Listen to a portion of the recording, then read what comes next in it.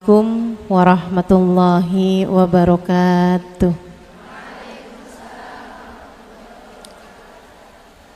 Alhamdulillah.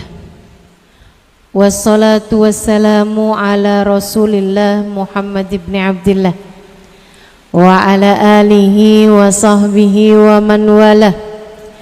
Subhanaka la ilma lana illa ma 'allamtana. Innaka antal alimul hakim. Rabbi syrah li sadri wa yassir li amri wahlul uqdatan min lisani yafqahu qawli. Amma ba'du. Istiqomah membawa kepada keberkahan. Istiqomah membawa berkah. Ini tema yang diberikan Bu Nyai kepada saya.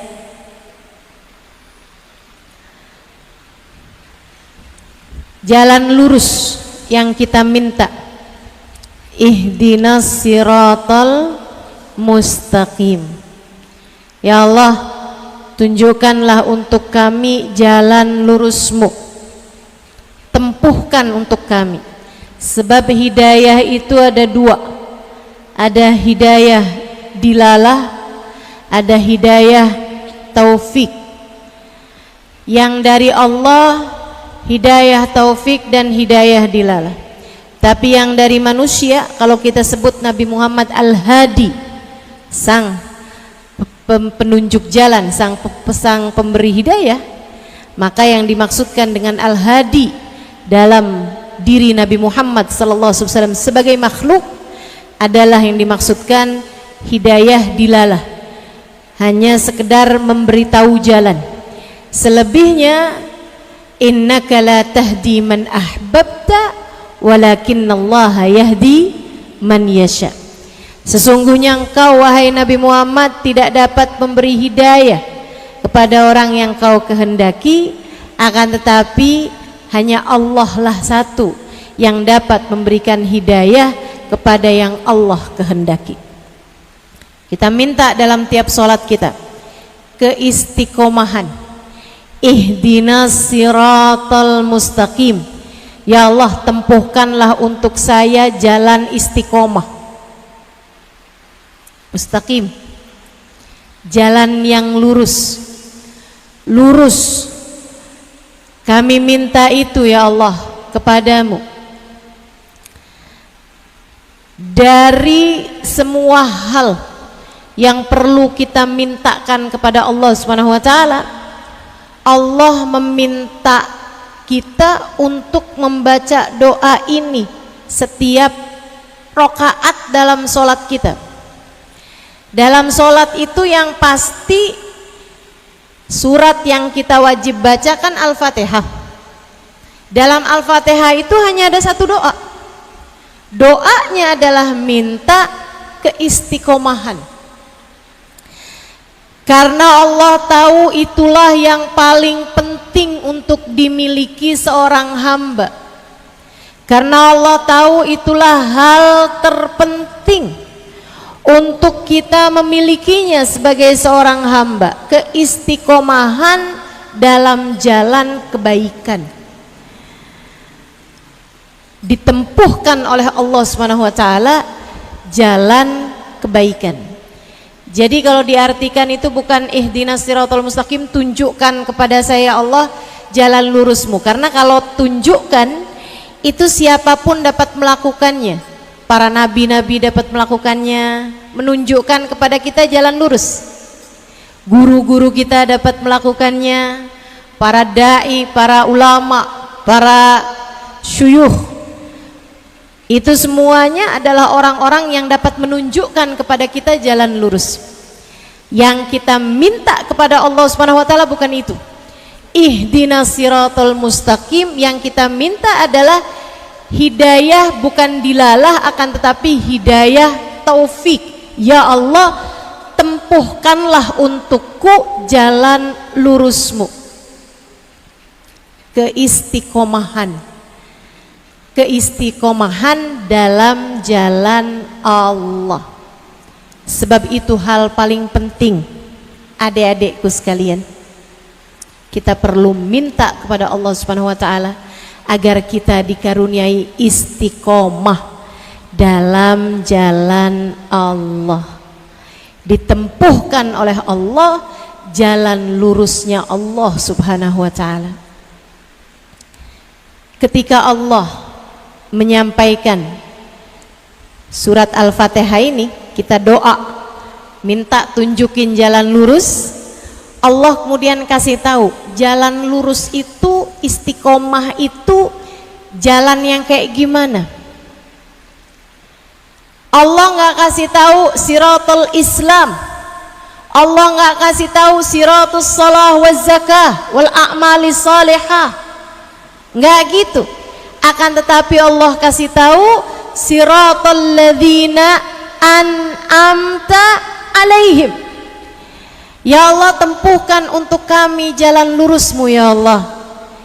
Bukan jalan kayak gimana, bukan jalan yang bagaimana, akan tetapi Allah kasih tahu jalan lurusku adalah jalannya orang-orang yang telah aku beri nikmat. Siapa mereka ya Allah? Dalam ayat yang lain Allah menerangkan isinya an'amta alaihim dengan firman-Nya, a'udzu billahi minasyaitonir rajim, man yuti'illaha war rasul faulaika ma'alladzina an'amallahu alaihim minan nabiyyina wasiddiqina wasyuhada wassalihin. Man yuti'illaha war rasul, siapa yang taat kepada Allah dan Rasulnya, faulaik, mereka semuanya, ma'alladzina an'amallahu alaihim, bakal dikumpulkan dengan orang-orang yang diberi nikmatnya paling banyak dari Allah Subhanahu wa ta'ala. An'amta alaihim tadi, siapa mereka ya Allah? Minan nabiyyin, para nabi, wasiddiqin, para wali, wasyuhada, para pejuang Islam, para ulama, wassalihin, dan orang-orang saleh. Itu Islam. Saudaraku sekalian, kita ikuti jalan orang-orang yang telah menuju Allah, yang telah sampai kepada Allah Subhanahu wa ta'ala, hingga di dunia sampai nanti di akhirat kita dapat dikumpulkan bersama dengan mereka. Istiqomah dalam jalan taat artinya adalah istiqomah mengikuti nabi, mengikuti para wali, mengikuti para ulama, mengikuti orang-orang soleh. Itu sebabnya kita perlu untuk belajar di pondok pesantren, karena dengan belajar di pondok pesantren kamu jadi berjumpa dengan orang-orang soleh-solehah, orang-orang yang pengen hidup dalam keadaan baik, orang soleh. Dengan bimbingan syuhada, para pejuang-pejuang Islam, para ulama-ulama, para kiai, para bunyai, para ustadz, para ustadzah, yang nanti mereka ini akan membawamu kepada as-siddiqin. Kamu kenali para ulama, ulama-ulama tersebut akan mendekatkanmu kepada para kekasih-kekasih Allah Subhanahu wa ta'ala. Kamu gimana kenal sama Sayyidina Syekh Abdul Qadir Al-Jailani kalau enggak karena kamu mendengarkan kisah-kisah yang disampaikan oleh para ulama? Kamu bagaimana bisa kenal sama para wali-walinya Allah kalau tidak dengan kamu mendengarkan, duduk mengaji dari para ulama-ulama Allah Subhanahu wa ta'ala? Dan sesudah kamu mengenal para wali, kamu pun tentu saja akan jadi kenal sama pemimpin para wali, yaitu baginda Nabi besar Muhammad sallallahu alaihi wa ala alihi wasallam. Ini jalannya, ini jalannya. Karenanya teman-teman saya sekalian, orang kalau menuntut ilmu tuh itu pekerjaan paling dibenci sama setan. Saya pernah lagi di Daruz Zahra dari Hadramaut, Yaman. Ada beberapa permasalahan di pondok kami waktu itu yang sampai kemudian Sayyidil Habib Umar bin Hafid memberikan tausiah kepada kami. Beliau mengatakan, apa yang terjadi pada kalian saat ini itu adalah karena setan hasut sama kalian. Tidak ada yang lebih dihasutin sama setan daripada orang-orang yang sedang giat menuntut ilmu agama. Setan paling sebel sama mereka. Jadinya digodain macem-macem. Kamu kalau belajar di pondok pesantren nanti susah dapat pekerjaan. Kamu nanti kalau belajarnya di pondok pesantren nanti kamu nggak bisa dapat jabatan. Kamu kalau belajarnya di pondok pesantren nggak keren. Kamu kalau belajarnya di pondok pesantren yang kamu pelajarin ilmu agama nggak akan bisa bawa kamu kemana-mana. Kamu nggak gaul, kamu terbelakang, kamu menjadi orang-orang yang ketinggalan. Zaman ini semakin maju. Kalau kamu nggak belajar seperti yang dipelajarin orang-orang yang ada di luaran sana, kamu hanya akan tertinggal. Kamu lupa yang punya alam semesta ini siapa? Kamu lupa alam semesta ini punyanya Allah Subhanahu wa ta'ala, Jalla Jalaluhu wa ta'ala tabamatu. Jangan sampai setan membuatmu lupa bahwasanya Allah Subhanahu wa ta'ala adalah pemilik alam jagat raya dan pemegang nasibmu, Dek. Tentang akan jadi siapa kamu di masa depannya, siapa yang bisa tahu? Tapi saya kasih tahu, kalau Allah berkenan menerimamu, kalau Allah lihat kamu berusaha meski tertatih-tatih, meski terpincang-pincang, meski jatuh bangun untuk menempuh jalan lurusnya Allah Subhanahu wa ta'ala, kamu terus berusaha untuk menghafalkan hadisnya Nabi Muhammad, menghafalkan ayat-ayat Al-Quran, mempelajari bahasa Arab karena itu merupakan bahasa dasarnya Islam. Kamu pun dengan giat mempelajari syariat agama Allah Subhanahu wa ta'ala, Allah pun akan cinta padamu, Allah pun akan sayang kepadamu. Sebab Nabi Muhammad yang disampaikan Nabi Muhammad alaihissalam, man yuridillahu bihi khaira yufaqihu fiddin. Orang kalau dikehendaki baik oleh Allah Subhanahu wa ta'ala, Allah berkenan menerima orang tersebut, yufaqihu fiddin, akan diberi padanya pemahaman agama. Sampai kemudian meski jatuh bangun, meski tertatih-tatih, meski terpincang-pincang, kamu terus istiqomah belajar ilmu agama, Allah pun cinta padamu. Dan kalau Allah sudah cinta padamu, Dek, yang lain bisa apa? Kalau Allah sudah cinta padamu, yang lain ngaruh apa dalam hidupmu? Apa sih yang kamu cari? Kalau yang kamu cari sekedar harta, kamu harus tahu yang bagi harta, yang bagi rizki itu Allah Subhanahu wa ta'ala. Pemilik harta, pemilik rezeki itu Allah Subhanahu wa ta'ala. Orang-orang aja yang pada salah alamat. Alamat rezeki adanya pada Allah. Kalau ada orang nih, saya mau pergi umroh naik pesawat yang menuju Amerika, sampai apa enggak kira-kira? Hah? Sampai apa enggak? Enggak sampai. Kenapa gitu? karena dia tidak menuju kepada alamat yang sebenarnya. Orang itu kalau mau nyari apa-apa, nyarinya sesuai alamat, biar sampai saya kasih tahu, Dek, alamatnya rezeki itu adanya pada Allah. Huwa Razzaq, kata Allah, Dzul Quwwatil Matin. Allah lah satu sang pemberi rezeki, dialah satu sang pemilik kekuatan sejati. Karenanya yang istiqomah di jalan Allah, sisanya mengenai masa depanmu, pastikan Allah akan mengaturnya.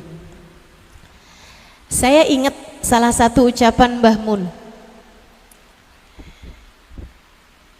Mbah Mun pernah bilang, itu dulu pernah ada perkumpulan santri, orang tua santri. Di acara tersebut, acara untuk orang tua santri gitu, Mbah Mun bilang, kalau kamu lihat sesudah mondokin anak, kamu lihat rezekimu kok seret. Kalau kamu lihat sesudah mondokin anak, rezeki kamu kok seret, sampai mau kirimin anak aja kamu susah, sampai mau buat makan hari-hari kamu susah. Ambil balik anaknya, karena pasti anaknya belajarnya nggak bener-bener, nggak sungguh-sungguh. Kenapa gitu? Sebab terhadap para penuntut ilmu, Allah Subhanahu wa Ta'ala memberi jaminan secara khusus terhadap rezekinya lebih daripada jaminan orang mukmin yang biasa. Hamba Allah yang biasa aja, Allah Subhanahu wa Ta'ala mengatakan, a'udzubillahi minasyaitonirrajim, wa min dabbatin fil ardi illa 'alallahi rizquha wa ya'lam mustaqarraha wa mustaudaha. Tidak ada sesuatu melata di atas muka bumi melainkan wajib bagi Allah untuk memberikan rizki padanya, dan Allah tahu di mana tempat tinggalnya, di mana dia berasal, di mana sekarang dia sedang berada. Mustaqar sama mustauda Allah tahu semuanya. Allah tahu tempat asli saya ada di mana, Allah tahu sekarang saya beradanya di mana. Rezekinya nggak akan pernah salah alamat. Rezeki saya hanya akan sampai kepada saya. Itu janji Allah Subhanahu wa Ta'ala terhadap semua makhluk. Dek, kamu nggak usah pusing-pusing mikirin rezekimu nanti kalau kamu umur 25 tahun. Kamu nggak usah pusing-pusing nanti kalau masa depan saya gimana, saya kalau saya cuman belajar di pondok pesantren nanti saya nggak dapat begini, nggak dapat begitu. Nggak usah pusing. Gajah nggak pernah sujud aja gemuk-gemuk. Kecoa nggak pernah facial pada glowing. Nggak usah khawatir urusan rezeki, Dek. Nggak usah khawatir. Ini terhadap semua makhluk aja Allah akan sampaikan rezeki mereka kepadanya, apalagi kepada orang mukmin. Orang mukmin, man yattaqillaha yaj'al lahu makhraja wa yarzuqhu min haitsu la yahtasib. Orang yang bertakwa kepada Allah akan selalu ada jalan keluar bagi setiap permasalahannya, dan akan diberi Allah rezeki dari arah yang bahkan tidak dia sangka-sangka. Orang mukmin biasa terhadap para penuntut ilmu rezekinya lebih-lebih lagi. Jaminan rezekinya lebih jelas lagi. Jadi gak usah khawatir urusan rezeki. Kamu deketi Allah, kamu sambungkan diri kamu sama Allah, kamu persembahkan dirimu kepada Allah Subhanahu wa Ta'ala, istiqomah di jalan Allah Subhanahu wa Ta'ala, dan urusan rezeki apalagi yang lain-lainnya semuanya akan sampai kepadamu dengan cara-cara yang paling indah. Gak usah sibuk-sibuk mikirin jodoh, Dek. Semuanya juga tahu jodoh tuh adanya di tangan Allah. Gak usah khawatir. Kan ada istilahnya tuh, garam di laut, asam di gunung. Kebalik, asam di gunung, garam di laut. Di bumbu rujak ketemu juga. Iya kan? Kalau udah jodoh nggak kemana pasti ketemu juga. Tenang aja, tenang aja, tenang aja. Dan saya sampaikan kepada adik-adik di sini, walaupun saya yakin saya husnudzon, insya Allah nggak ada yang kayak begitu. Tapi dek, pacaran tidak mendekatkanmu kepada jodoh.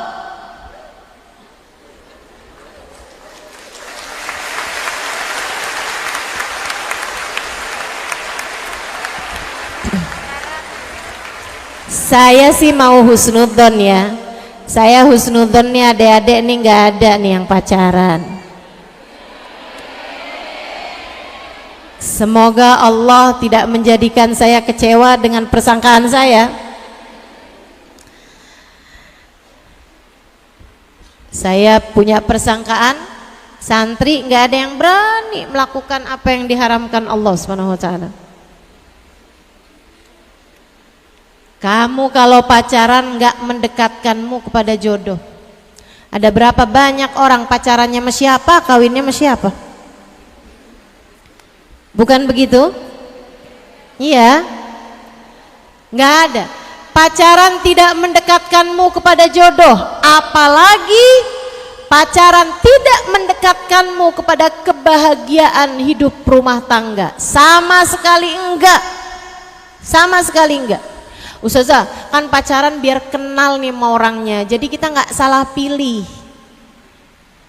Jadinya saya bisa tahu nih orang ini cocok apa enggak sama saya. Jadi kalau nikah nanti saya nggak nyesel gitu. Ya ampun dek. Saya sering banget dengar para istri curhat, padahal dia ustazah waktu pacaran sama saya. Kayaknya tuh dia bilang gak ada perempuan cantik selain kamu. Sekarang ustazah begitu dan nikah sama saya 5 tahun, dia bilang semua perempuan cantik selain kamu. Yang bermula dengan aku tak sanggup hidup tanpamu, berakhir dengan aku tak sanggup hidup denganmu. Pacaran. Kenapa bisa begitu ya ustazah? Zayyana syaitanu lahum a'malahum. Allah mengatakan dalam Al-Quran, setan itu menghias-hiasi yang jelek-jelek jadi kelihatan cakep. Karena orang kalau lagi pacaran, kata Nabi Muhammad, tidak berdua-duaan laki-laki dengan perempuan, melainkan yang ketiganya adalah. Kamu udah tahu kan? Kamu udah tahu. Kamu udah tahu. Makanya jangan. Nggak usah pusing mikirin jodoh. Nggak usah. Nggak usah. Udah diatur dari atas langit sana. Biarkan Allah aja yang ngatur.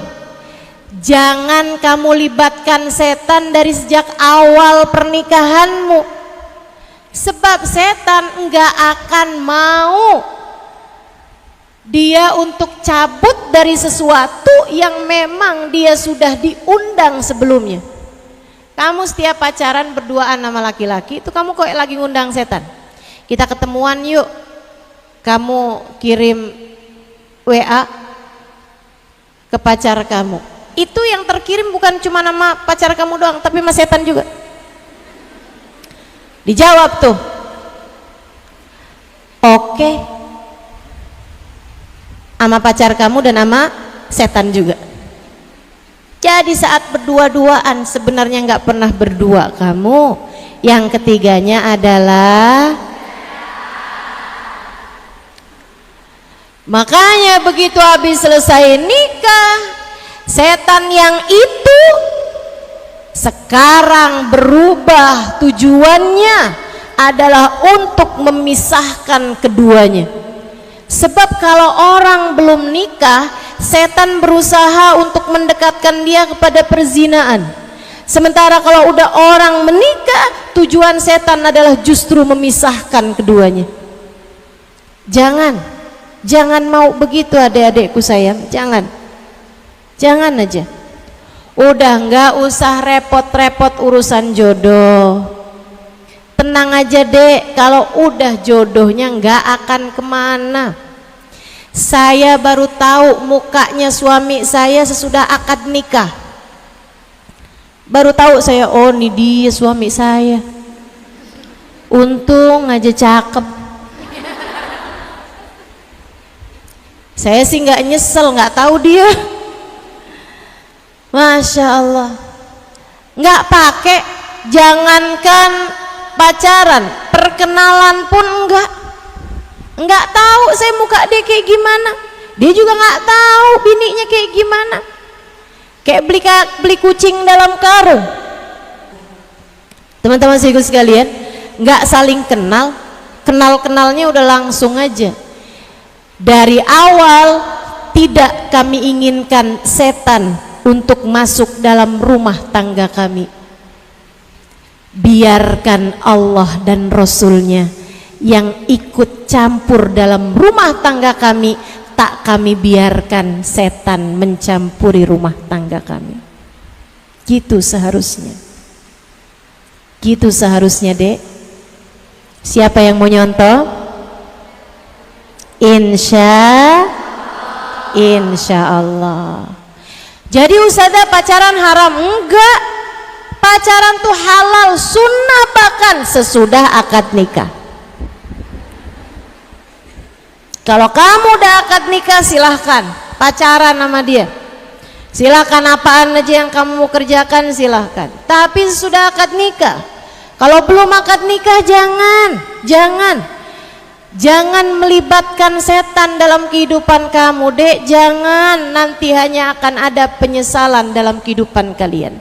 Sekarang kalian belajar di pondok pesantren, saatnya untuk istiqomah menjalankan taat pada Allah Subhanahu wa taala. Di sanalah terdapat segala keberkahan dalam kehidupan. Ngikutin jalannya ulama, ngikutin jalannya para wali di depan mereka, ngikutin jalannya baginda Nabi besar Muhammad. Apa sih jalannya mereka? Guru saya Habibana Zain bin Smith, Madinah. Kita doakan semoga beliau semakin dipanjangkan umurnya, semakin disehatkan badannya. Kita doakan bersama-sama semoga Allah Subhanahu wa taala menjadikan beliau kerasan di atas muka bumi ini, sehingga terus dapat memberkahi kita umat Nabi Muhammad sallallahu alaihi wasallam dan dapat mengikuti jalannya insyaallah. Habib Zain bin Smith, penulis kitab At-Taqrirat As-Sadidah, jika mungkin teman-teman pelajari, beliau mengatakan tariqatuna thalathah, jalan kita nih, jalan kami, jalan kita, para ulama, para wali, kemudian di depannya para nabi, paling depannya pegang bendera baginda Nabi besar Muhammad. Siratal mustaqim yang disebut oleh Allah Subhanahu wa taala dan menjadi doa yang kita baca minimal 17 kali tiap rakaat kita baca dalam sehari semalam. Jalan tersebut siratal mustaqimnya ada pada 3 hal. Yang pertama al-ilm, ilmu. Yang kedua al-amal, amal saleh. Dan yang ketiga nadhafatul qulub, bersihnya hati. 3 hal itu adik-adik, istiqomahlah di dalamnya. Yang pertama menuntut ilmu. Ayo belajarnya yang benar, biar nggak banyak nyeselnya dek. Saya mondok 12 tahun, saya seneng belajar. Kalau saya ditanya ustazah, apa yang Ustazah Halimah sesali? sewaktu belajar di pondok pesantren, saya menyesali kemalasan saya. Padahal saya itu rajin belajarnya. Bukan karena rajin, tapi saya senang belajar. Saya senang baca kitab. Akan tetapi namanya santri, kadang-kadang ada saatnya malas, ada saatnya ogah-ogahan, ada saatnya kepikiran sesuatu, ada saatnya sumpek, ada saatnya ini, saatnya itu. Dan saat-saat itulah yang saya sesali. Andai dulu saya belajar lebih giat lagi, andai saya dulu mempergunakan waktu lebih ketat lagi, pastilah yang saya dapatkan dari ilmu lebih banyak lagi dan lebih berkah lagi. Nyesel. Sama halnya dengan orang-orang sekarang tuh, nggak ada di antara mereka, ya adik-adik kau tanya sama orang tuanya, apa sih yang mereka sesali dalam hidup? Yang mereka banyak sesali itu kenapa dulu pacaran, apalagi kalau pacaran terus, ganti-ganti pacar, waktunya terbuang sia-sia. Pacaran 5 tahun ternyata dia bukan jodohmu, 5 tahun kamu jagain jodoh orang lain. Kesian, kesian. Mana sering nangis, kesian banget. Orang kalau lagi pacaran tuh sering banget nangis. Nangisnya pula pakai nutupin bantal. Saya nggak ngerti kenapa kalau nangis harus tutupan bantal. Ada lagi tuh, kalau yang tinggalnya nggak di pondok pesantren, kalau nangis di balik pintu, ngapain coba? Nangis di balik pintu. Masya Allah. Menyesal karena kurang istiqomah menjalankan ketaatan, menyesal karena kurang banyak waktunya belajar. Adik-adikku sekalian, masa-masa belajar itu dek sesuatu yang sangat indah, sesuatu yang luar biasa. Dulu para ulama-ulama kita, mereka hidup dengan kitab mereka dan sungguh-sungguh. Bukan hanya dulu, sekarang pun seperti itu. Di kota Tarim, Hadramaut, Yaman sana itu, ya Allah, ya Allah, orang-orang dengan ilmu-ilmu mereka, perempuan-perempuan bahkan dengan pemahaman-pemahaman mereka, yang laki-lakinya juga. Saya bulan Ramadan, sebelum Ramadan tahun ini ke kota Tarim, Hadramaut, Yaman, saya berkunjung ke rumah para hubabah-hubabah, perempuan-perempuan tua di sana untuk minta doa gitu kan. Setiap kali saya pulang dari rumah orang tersebut, dari rumah orang yang saya datengin di kota Tarim, saya dapat hadiah. Apa hadiahnya? Kitab. Kemudian saya liatin kitabnya, ketika dikasih, ini Halimah hadiah buat kamu. Saya bilang, ini apa? Ini kitab yang ditulis suami saya. Ada lagi ini kitab yang ditulis anak saya. Ada lagi ini kitab yang ditulis ayah saya, orang tua saya. Masya Allah, Masya Allah. Berapa banyak orang-orang di sana itu yang sibuk mereka dengan ilmu hingga sampai melahirkan kitab-kitab yang kemudian dapat memberi kemanfaatan kepada lebih banyak umat Islam yang membaca kitab tersebut. Ilmu, teman-teman, ilmu. Yuk belajar yang benar. Dengan ilmu kamu tuh jadi ngerti. Ilmu itu kayak cahaya. Orang kalau masuk ke dalam satu ruangan gelap gulita, nggak ada cahaya, nabrak-nabrak. Jalan sebentaran kepentok kulkas, jalan lagi kemudian nabrak pintu, jalan ke sana lagi nabrak ini nabrak itu, terus begitu. Ilmu itu adalah cahayanya. Dengan ilmu kita jadi tahu harus mengerjakan apa di waktu kapanpun.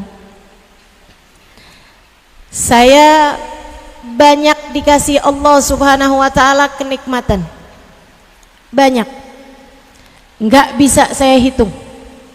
banyak luar biasa, merasa kurang pantas untuk segala kenikmatan-kenikmatan tersebut, tapi Allah mengaruniakannya. Di antara kenikmatan terbesar yang saya rasakan dalam kehidupan sesudah nikmatnya iman Islam, sesudah nikmatnya iman dikaruniai Nabi besar Muhammad sallallahu alaihi wasallam, nikmat punya guru-guru. Selain daripada itu, salah satu dari nikmat yang paling saya syukuri adalah saya kalau buka Quran, saya baca Quran, saya ngerti maknanya. Enggak semua, tapi banyak. Ketika saya baca, saya ngerti ceritanya, saya paham maknanya. Ya Allah, indah sekali hidup ini. Makasih ya Allah, makasih ya Allah. Manis. Ilmu ini manis, teman-teman. Ilmu agama ini nikmat luar biasa. Bingung-bingung apa yang harus dilakukan, baca Quran, buka Quran, dapat jawabannya. Ia adalah sumber kehidupan. Ia adalah muara segala ilmu. Kamu belajar di pondok pesantren, kamu lama-kelamaan akan ngerti banyak dari firman Allah Subhanahu wa ta'ala. Dan dengannya kamu akan tahu bahwa nikmat yang ada di atas muka bumi ini, nikmatnya harta, nikmatnya pakaian, nikmatnya makanan, nikmatnya kehidupan rumah tangga, enggak ada apa-apanya dibandingkan dengan nikmatnya ilmu. Belajar yang benar, belajar yang benar. Kalian dengan belajar di pondok pesantren, belajar sungguh-sungguh, kalian memiliki kesempatan untuk menjadi hamba yang tercinta di sisi Allah Subhanahu wa ta'ala Jalla Jalaluhu wa ta'ala ta'zamatu. Jutaan perempuan-perempuan seumuran kalian yang ada di luaran sana sibuk nyari jogetan terbaru buat TikTok. Jutaan perempuan-perempuan seperti kalian di luaran sana ini sibuk mencari-cari ilmu yang akan membuat mereka bisa mendapatkan rezeki, bisa mendapatkan pekerjaan yang memungkinkan mereka mungkin untuk berkehidupan dengan kehidupan yang lebih layak. Jutaan perempuan-perempuan semacam kalian, seumuran kalian di luaran sana sibuk pacaran, sibuk mengerjakan dosa, buka-buka aurat, tampil di hadapan laki-laki yang bukan mahramnya, merayu-rayu laki-laki hanya untuk mendapatkan uang. Akan tetapi Allah memilih kalian. Kalian tidak disibukkan kecuali dengan mempelajari ilmu Allah Subhanahu wa ta'ala. Dalam tiap lelah kalian, dalam tiap sumpek kalian, dalam tiap rasa sedih kalian karena jauh dari orang tua, kalian hanya perlu menengadahkan tangan dan bermunajat kepada Allah. Ya Allah, lihatlah aku hambamu. Di antara kawan-kawanku yang sibuk mencari dunia, aku sibuk mencarimu ya Allah. Di antara mereka yang mempelajari dunia, aku sibuk mempelajari Engkau sang pemilik dunia. Ya Allah, di antara mereka yang sibuk mencari-cari cinta manusia, ya Allah, saya hambamu sibuk mencari-cari cintamu ya Allah. Jangan halangkan saya darimu, Jangan halangkan saya dari rahmat-Mu. Lihat saya ya Allah dan cintailah saya. Dek, kalian mempelajari ilmunya Allah di pondok pesantren. Kalian sangat mungkin untuk dicinta Allah Subhanahu wa taala. Sangat mungkin dicinta Allah Subhanahu wa taala.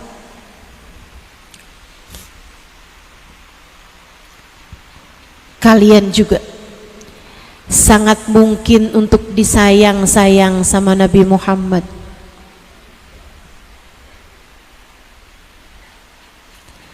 Kata Nabi Muhammad, man mata wa huwa fi talabil ilm laisa baini wa bainahu illa darajatun nubuwah. Siapa yang lagi menuntut ilmu kemudian meninggal dunia, belum sempat jadi ulama, belum sempat jadi perempuan yang dapat mengamalkan ilmunya dan mengajarkannya kepada orang lain, dia udah keburu ajal datang menjemputnya. Kata Nabi Muhammad, dia akan bersama denganku. Hanya saja terpaut, aku adalah nabi dan dia bukan. Laisa baini wa bainahu illa darajatun nubuwah.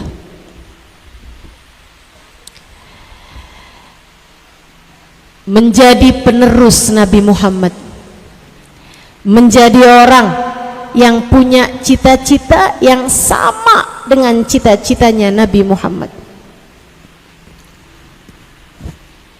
Ingin mengemban tugas dakwah, pengen bisa mempelajari ilmu, ilmunya sesudah kita kuasai, kita ajarkan kepada orang lain.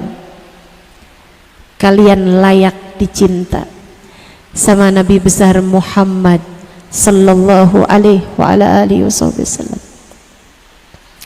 Apa yang kalian lakukan di pondok pesantren ini semuanya pantas buat bikin Nabi Muhammad tambah sayang. Di pondok pesantren kan kegiatannya selain belajar, sholat berjamaah, betul? Apalagi kegiatannya baca zikir berjamaah, betul? Baca maulid, baca sholawat, baca doa, kegiatannya semuanya sesuatu hal yang pantas untuk menjadikan kalian umat yang dicinta sama Nabi Muhammad sallallahu alaihi wasallam. Nabi Muhammad itu kalau udah sayang sama seseorang, Nabi Muhammad akan bertanggung jawab dengan orang tersebut. Tenang, saya pernah dengar salah satu ucapan dari guru saya Hubabah Maryam, istri dari Habib Zain bin Smith, yang saya sedang sampaikan ucapan beliau saat ini. Hubabah Maryam dulu pernah bilang, Halimah, jangan segan, jangan ragu-ragu untuk kamu ngurusi urusan umatnya Nabi Muhammad. Kamu belajar, kamu mengajar, ngurusin umatnya Nabi Muhammad. Kamu belajar buat bikin kamu jadi ngerti caranya jadi umat Nabi Muhammad yang benar, yang bagus, yang ngikutin jalannya Nabi Muhammad sallallahu alaihi wasallam. Kata Hubabah Maryam, nggak usah sungkan, nggak usah ragu Halimah, jangan malas buat ngurusin urusannya umatnya Nabi Muhammad sallallahu alaihi wasallam. Tenang nak, kamu urusin urusannya Nabi Muhammad, Nabi Muhammad yang akan mengurusi urusanmu.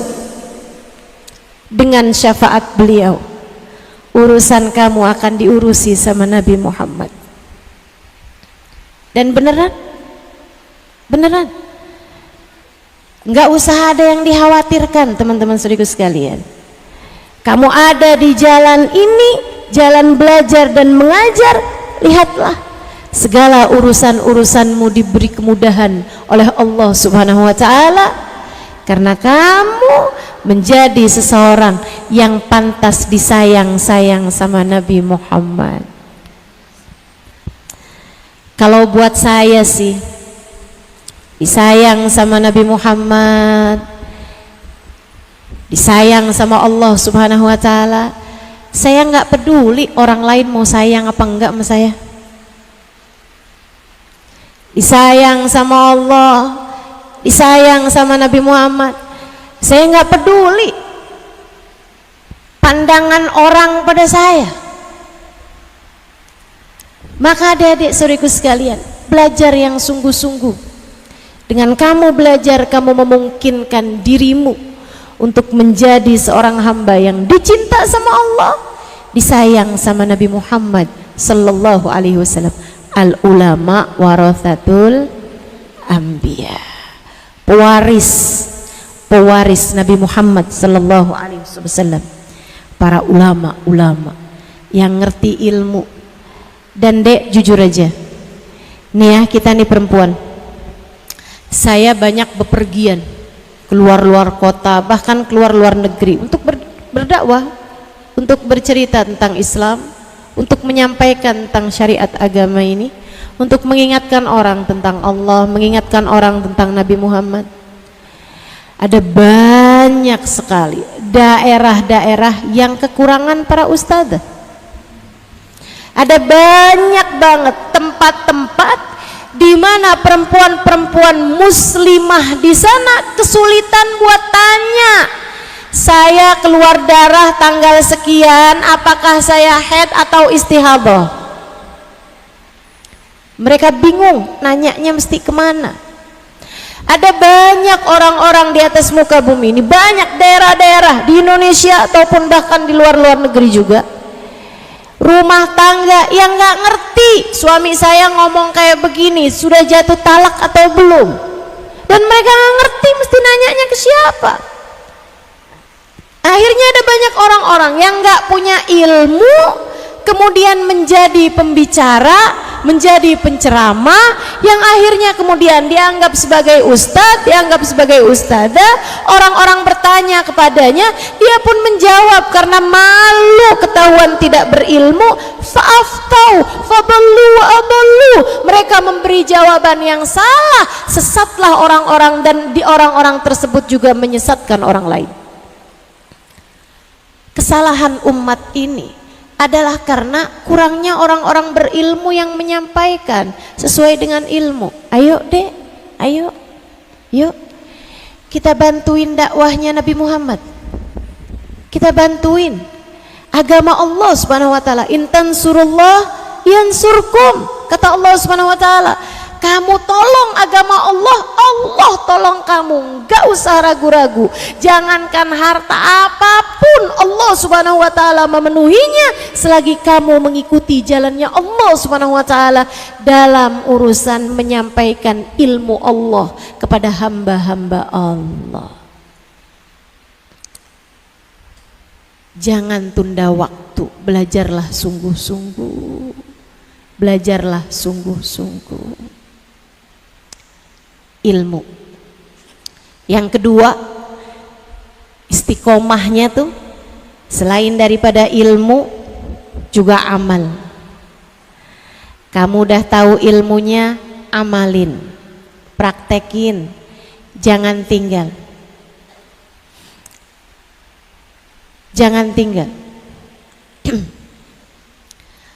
Sholatnya yang bagus, ibadahnya yang bagus, sholat berjamaah jangan tinggal deh. Di pondok pesantren nih kan diadakan sholat berjamaah, tapi banyak di antara santri-santri yang kalau pulang sholatnya sendirian aja. Saya suka dapetin itu, saya juga dulunya begitu. Kalau di pondok pesantren sholatnya berjamaah, tapi kalau udah pulang udah tuh masing-masing aja sholatnya gitu, kayak yang ngapain nungguin orang mau sholat gitu. Sampai akhirnya di Tarim juga saya banyak belajar tentang bagaimana seharusnya sholat berjamaah dilaksanakan. Saya pernah dapati ada seorang perempuan, Dia cerita, saya kemarin ini nggak enak makan, seharian saya nggak enak makan, saya nangis panjang hari. Saya tanya, kenapa gitu Baba? Soalnya kemarin waktunya Isya saya sholat sendirian, nggak punya temen buat sholat berjamaah. Menangis panjang hari karena terlewat sholat berjamaah. Masya Allah, Masya Allah. Salatul jamaah tafdhul salatul fard bi 27 darajah. Salat berjamaah lebih daripada orang salat sendirian 27 kali lipat. Makanya begitu nikah, saya ditanya sama suami saya, apa permintaan kamu dari saya? Saya bilang, saya nggak mau salat sendirian, kita harus selalu salat berjamaah. Dia bilang itu aja. Ya itu aja. Alhamdulillah, sampai dengan sekarang kami masih berusaha terus untuk sholatnya dengan berjamaah. Bahkan kalau dia pulang terus dia belum sholat, saya sudah sholat sekalipun saya akan menemani dia untuk melaksanakan sholat berjamaah. Dia pun juga begitu. Kalau saya pulang misalnya kesorean atau kemalaman dan saya belum sholat, dia udah sholat, saya akan minta dia untuk menemani saya sholat berjamaah. Dia tidak keberatan, alhamdulillah, untuk menemani saya sholat berjamaah agar sholat saya tidak sendirian. Saudaraku sekalian, Habib Umar bin Hafid mengatakan, Nabi Muhammad tuh sholatnya berjamaah. Tidak diriwayatkan ada satu sholat pun dilaksanakan Nabi dengan sendirian. Nabi Muhammad sholatnya berjamaah. Para sahabat-sahabat Nabi Muhammad sholatnya berjamaah. Para ulama-ulama sholatnya dengan berjamaah. Orang-orang soleh sholatnya dengan berjamaah. Kalau kamu baca kitab I'anatul Talibin di bab tentang sholat jamaah, ada bahasa hum ya'uzun, mereka bertakziah kepada kawannya yang terlewat sholat berjamaah. Jadi kalau ada temennya yang biasa sholat berjamaah barengan, kok waktu itu nggak sholat berjamaah, ditakziahin dari pentingnya sholat berjamaah. Habib Umar bilang, Nabi Muhammad sholat berjamaah, para sahabat Nabi Muhammad sholat berjamaah, para wali-wali sholat berjamaah, para ulama-ulama sholat berjamaah. Kamu sholatnya sendirian, mau ikutan siapa? Saya ingat Ubabah Maryam almarhumah Al-Haddar bintul Habib Muhammad bin Abdullah Al-Haddar, istri dari Habib Zain bin Smith. Ketika beliau awal kali datang ke Indonesia, banyak mendapatkan curhat. Biasa kan ibu-ibu kan pada curhat tuh, kalau datang Ubabah gitu kan, pada suka curhat. Datang orang soleh curhat, minta doa. Nah kebetulan yang curhat ini nggak bisa bahasa Arab, Ubabahnya nggak bisa bahasa Indonesia. Jadilah saya harus menjadi dua mata selain dari empat mata mereka itu. Jadilah saya tahu permasalahan hidup rumah tangga orang di saat saya baru aja menikah, baru 2 bulan 3 bulan waktu itu. Dari semua permasalahan rumah tangga orang, di antara pertanyaannya Hubabah kepada mereka, kamu sholat di rumah berjamaah enggak? Dan semuanya mengatakan hal yang sama, enggak, kami sholatnya sendiri-sendiri. Sesudah nggak ada orang, pas lagi nggak ada orang, saya udah nanya sama Hubabah, apa kaitannya sholat berjamaah dengan keutuhan rumah tangga? Hubabah Maryam bilang, ya Halimah, ma tasma' qaul Rasulillah sallallahu alaihi wasallam. Qaul Rasulullah sallallahu alaihi wasallam, kamu kan pernah dengar hadisnya Nabi Muhammad sallallahu alaihi wasallam, la yusawwuna sufufakum aw la yakhtalifanna qulubakum. Rapikan saf kalian dalam sholat jamaah atau akan bercerai-berai hati kalian.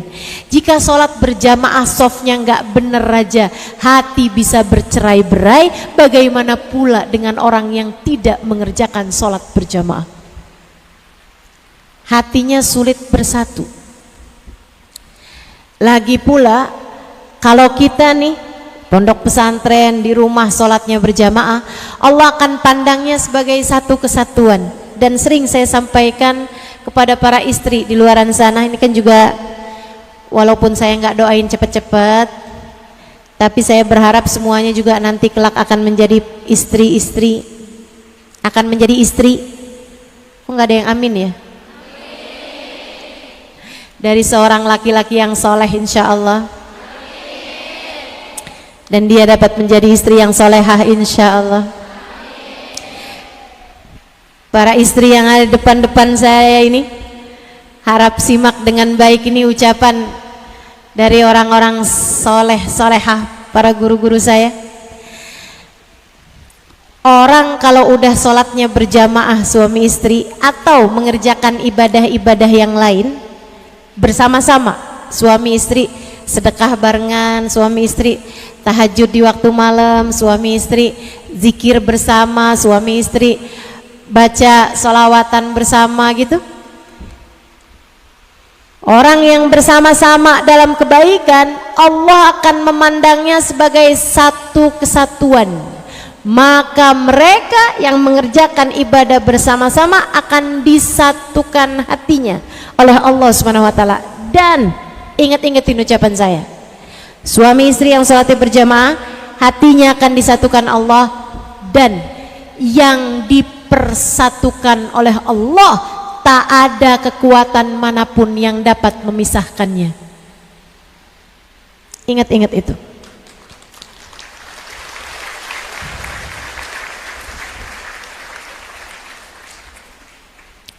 Gak usah takut, kerjain ibadah barengan, gak akan dipisahkan. Gak ada apapun yang bisa memisahkan. Jangankan hanya urusan kecil-kecil ya, kekuatan sihir seluruh dunia nggak akan bisa memisahkan orang yang sudah dipersatukan oleh Allah Subhanahu wa taala. Apalagi cuman sekedar pelakor. Gak usah takut. Gak usah takut teman-teman saya sekalian. Caranya ibadahlah bersama-sama. Nah itu adik-adik, amalkan ilmu yang udah kita dapat. Dapat fadilahnya salat berjamaah, amalin. Dapat hadis mengenai bahayanya bohong, tinggalkan bohong. Dapat hadis mengenai, dapat pelajaran mengenai harus beradab kepada orang tua, harus beradab kepada guru, amalkan. Apapun aja yang kamu tahu dari kebaikan-kebaikan, amalkan, usahakan untuk mengamalkannya. Di sanalah terdapat cahaya, sebab katanya seorang ulama, al ilmu yahtif bil amal wa inistajab wa illar tahal. Ilmu akan memanggil untuk diamalkan. Kalau kamu amalkan, ilmunya akan tetap. Kalau enggak, ilmu tersebut akan hilang. Ilmunya akan pergi.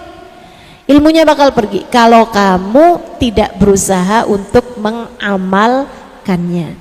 Lagi pula, kalau ilmu tersebut kamu amalkan, lebih mudah bagimu untuk menyampaikannya kepada orang lain. Ilmu tersebut akan ada cahayanya, akan ada pengaruhnya kepada orang-orang yang mendengarkannya untuk dapat mengamalkan ilmu tersebut. Jadi istiqomah di jalan Allah adalah dengan satu, dapetin ilmu, belajar yang sungguh-sungguh. Yang keduanya adalah dengan mengamalkan ilmu.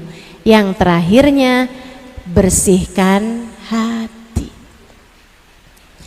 Bersihkan hati dari apa? Sekurangnya dari dua hal. Jauhkan hatimu dari kebencian terhadap siapapun. Hati itu punya pekerjaan, dan pekerjaannya hati yang paling besarnya adalah mencintai dan membenci.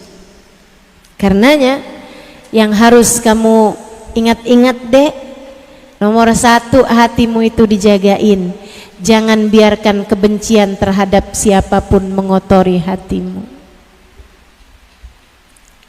Saya sayang sama kamu, karenanya saya sampaikan padamu, siapapun yang menyakiti hatimu, siapapun yang pernah berbuat salah padamu, siapapun yang pernah mendolimimu, maafkan dia. Saya sayang sama kamu. Ah, enak aja Ustazah kalau saya maafkan. Enak dia dong. Bukan enak dia, enak di kamu. Sebab kalau kamu tidak memaafkan kesalahan orang, sholat kamu, ibadah kamu tertahan. Kata Nabi Muhammad, "Thalathatun la turfa salatuhum fawqa ru'usihim shibra." 3 kelompok orang sholatnya tidak akan terangkat dari kepalanya 1 jengkal pun. Kalau keangkat aja enggak, bagaimana diterima? Kalau diterima saja tidak, bagaimana dibalas? Tuh, kita tuh kirim WhatsApp ngarepin dibalas kan harus sudah terkirim duluan. Kalau nggak terkirim karena nggak ada sinyal, atau kalau nggak terkirim karena nggak ada pulsa, bagaimana mungkin akan diterima? Kalau diterima aja nggak, gimana mau dibales? Ada urut-urutannya. Nah, ini kata Nabi Muhammad, 3 kelompok orang kalau sholat atau ibadah yang lain nggak akan keangkat 1 jengkal pun dari atas kepalanya. Siapa mereka wahai Rasulullah? Man amma qauman wahum lahu karihun. Siapa yang menjadi pemimpin sebuah daerah atau pemimpin sebuah komunitas dan rakyatnya atau masyarakatnya benci kepadanya karena kezaliman yang dia lakukan. Pemimpin-pemimpin yang zalim, itu sholatnya nggak diterima sama Allah Subhanahu wa taala. Pemimpin-pemimpin yang nggak disayang merakyatnya, sholatnya nggak diterima sama Allah Subhanahu wa taala. Kemudian yang kedua, imra'atun batat wa zawjuha 'alaiha sakit, istri yang tertidur malam dalam keadaan suaminya tidak ridho kepadanya. Enggak usah bangun tahajud kalau suamimu lagi marah sama kamu. Enggak usah tahajud nih Ustazah, enggak usah. Ngapain Ustazah? Minta maaf. Minta maaf sama suami. Percuma tahajudnya kalau suamimu belum memaafkan dirimu itu. Minta maaf, minta ridho, baru kerjain ibadah. Sebab selagi suami nggak ridho, sholatmu nggak akan angkat 1 jengkal pun dari atas kepalamu. Dan yang terakhir, ikhwan mutasariman, 2 orang yang sedang bertikai, 2 orang yang sedang nggak akuran. Dalam hadis yang lain, mangkana fi qalbihi syahna, orang yang di hatinya terdapat dendam, belum bisa memaafkan kesalahan orang lain. Itu kalau malaikat rahmat mau nurunin rahmat, mau nurunin ijabah doa, mau menurunkan rasa syukur, sabar, ilmu yang manfaat, keberkahan. Malaikat nih mau menurunkan keberkahan kepada seseorang, akan tetapi orang tersebut belum memaafkan kesalahan orang lain, atau sedang bertikai, sedang musuhan sama salah satu saja dari hamba Allah Subhanahu wa taala yang beriman. Allah bilang sama para malaikat, unduru hatta yasallaha, tunggu sampai pada damai, tunggu sampai mereka pada akuran, baru turunkan rahmatku, baru turunkan ijabah doa, baru turunkan berkah, baru turunkan semua kebaikan-kebaikan tersebut. Hanya akan bergantung antara langit dan bumi karenanya, karena saya sayang sama kamu. Kesian kalau kamu kemudian belajar tapi ilmunya nggak manfaat. Kesian kalau kamu ibadah tapi ibadahnya nggak layak diterima Allah Subhanahu wa taala. Jangan sampai itu terjadi hanya karena kebencianmu terhadap siapapun. Jangan benci siapapun, Dek. Jangan benci siapapun. Allah nggak kasih izin. Satu-satunya yang Allah izinkan kamu untuk membencinya hanyalah setan. Inna syaitana lakum aduun fattakhiduhu aduwa. Sesungguhnya setan adalah musuh, jadikan dia musuhmu. Setan aja. Jadi kalau kamu lagi benci sama seseorang, tinggal kamu liatin aja, dia setan apa bukan. Selagi dia bukan setan, maka kamu tidak diberi izin untuk membenci seseorang.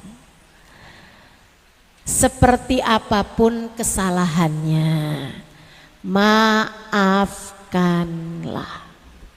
Jelas? Hatimu bersihkan, jangan biarkan punya kebencian.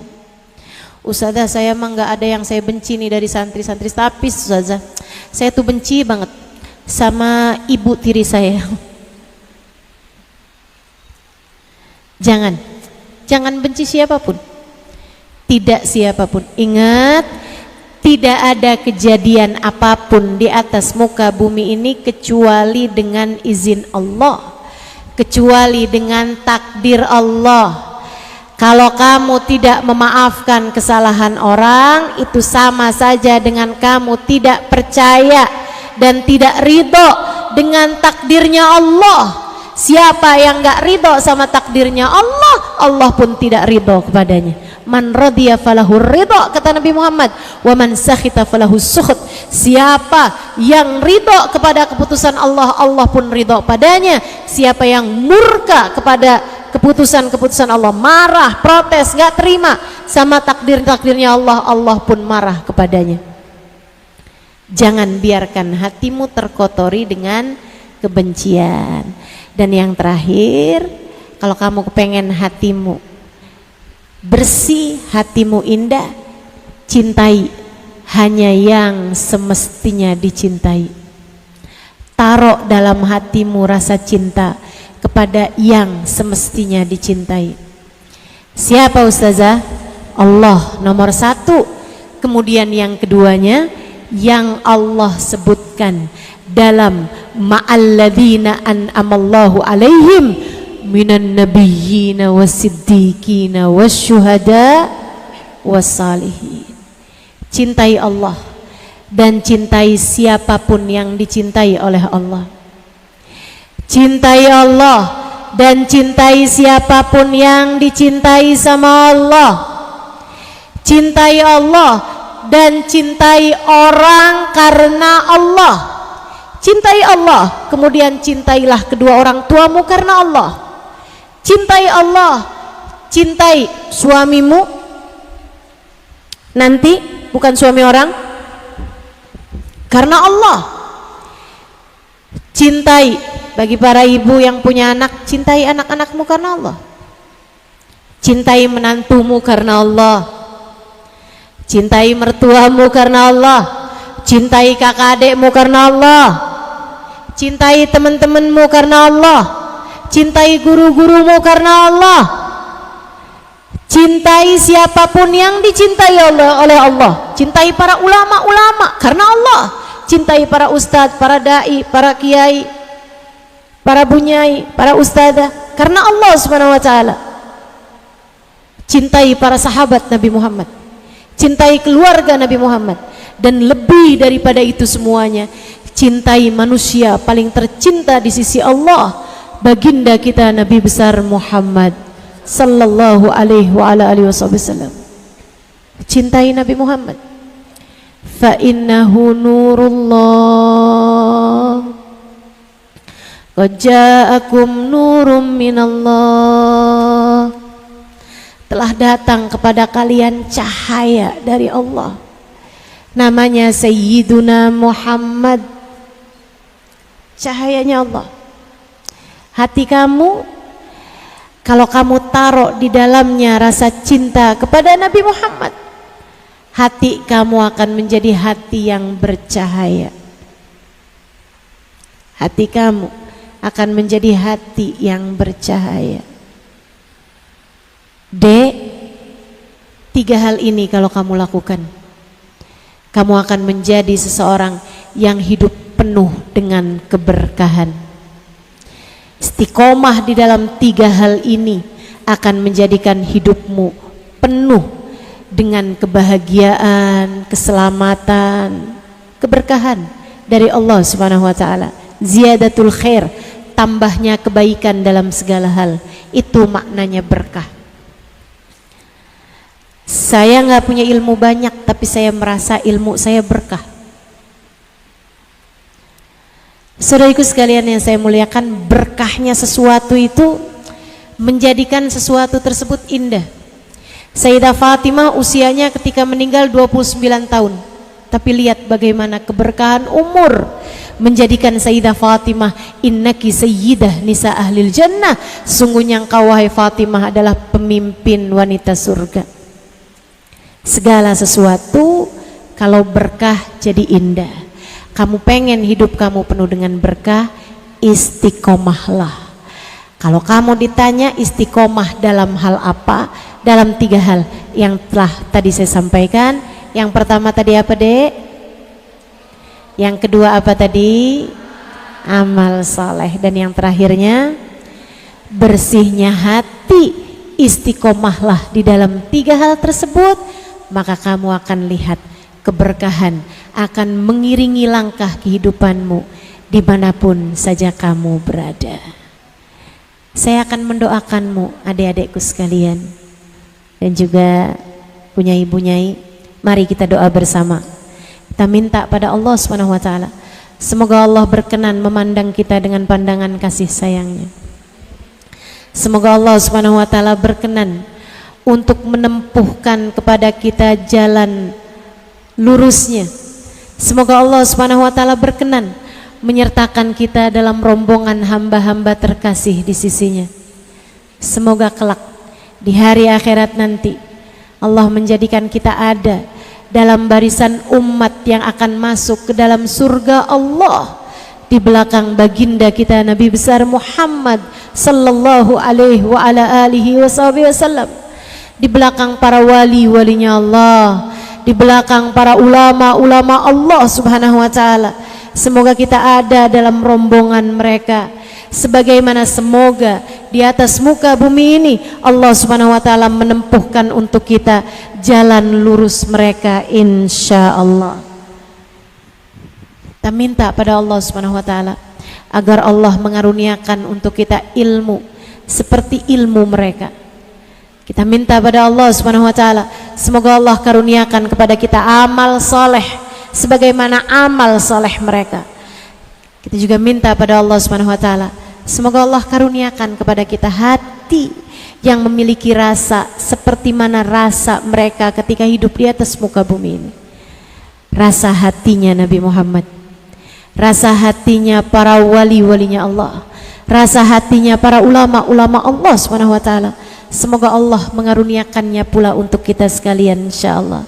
Ala hadhihi niyyah wa bi kulli niyatin salihah jami'ah syamilah wa ila hadratin Nabi Muhammad sallallahu alaihi wa ala alihi wa sahbihi wasallam. Al-Fatihah.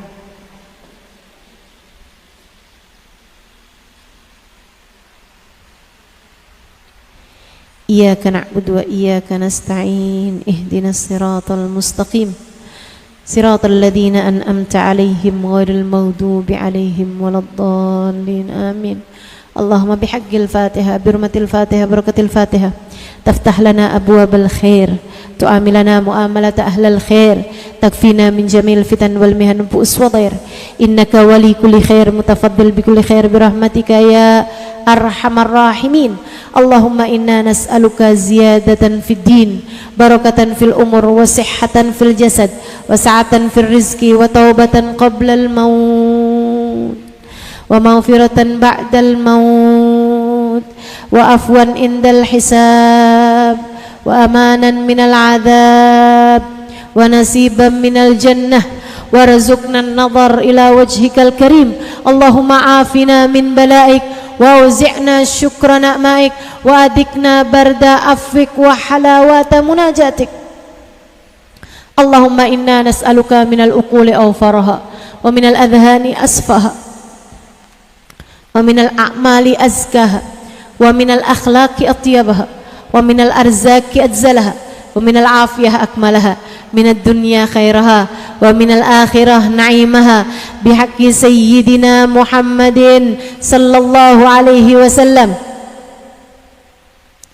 Ya muqallibal qulub, thabbit qulubana ala dinik. Ya muhawwilal ahwal, hawwil halana ila ahsanil hal, wa afina min ahwali ahli dhalal wa fi'lil juhal. Allahumma akhrij min qulubina kulla qadarin lid dunya wa kulla mahallin lil khalq yamilu bina ila ma'siyatik aw yushghiluna an ta'atik aw yahul bainana wa baina tahaqquq bi ma'rifatikal khassah wa mahabbatikal khalisah.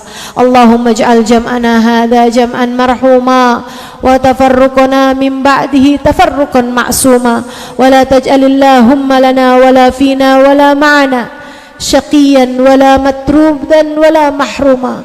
Allahumma rabbana taqabbal minna innaka antas samiul alim wa tub alaina innaka antat tawwabur rahim bi fadli subhana rabbika rabbil izzati amma yasifun wa salamun alal mursalin walhamdulillahi rabbil alamin. Taqabbalallah minna wa minkum, taqabbal ya karim. Mudah-mudahan ada manfaatnya yang saya sampaikan. Mudah-mudahan doa-doa kita juga dijabah Allah Subhanahu wa taala. Mudah-mudahan Allah jadikan kita semuanya hamba yang Dia ridhai. Mudah-mudahan Allah jadikan kita semuanya hamba yang kelak akan dikumpulkan dalam rombongan baginda Nabi besar Muhammad sallallahu alaihi wa ala alihi wasallam insyaallah. Amin ya rabbal alamin. Mohon maaf kalau kepanjangan. Mudah-mudahan bermanfaat. Billahi taufiq wal hidayah wal afu minkum. Assalamualaikum warahmatullahi wabarakatuh.